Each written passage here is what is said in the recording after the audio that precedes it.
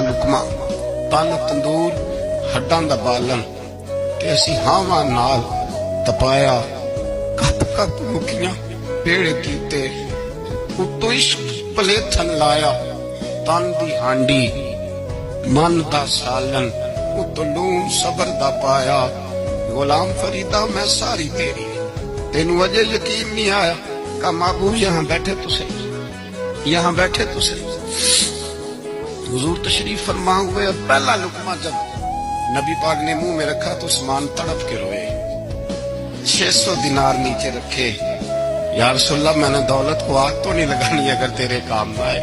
हुजूर किस काम की ये जायदादें, किस काम की? अगर आपके घर में 4 दिन खाना ना पके। हजरत आयशा सिद्दीका फरमाती है उस्मान तो चले गए, ये कह के मेरे मुस्तफा ने फिर हाथ उठाए और ऐसी दुआ दी कि मैं तड़प उठी, मैं रोने लगी।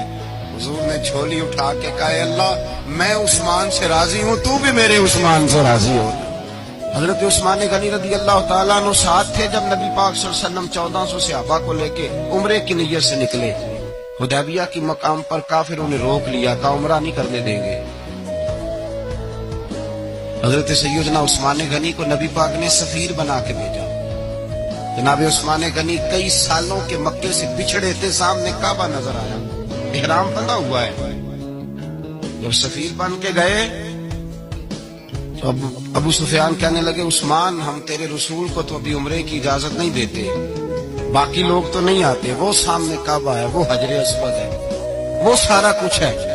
तवाफ करना है तो कर लो, इस्तलाम करना है तो कर लो, अगर तुमने काबे के अंदर नमाज पढ़नी है तो पढ़ लो, सफा मरवा के फेरे लगाओ, तुम्हें इजाजत है। नबी उस्मान गनी फरमाने लगे कसम है रसूल की जुल्फों की, जब तक मेरे मुस्तफा तवाफ नहीं करेंगे उस्मान भी कोई नहीं करेगा। उस्मान भी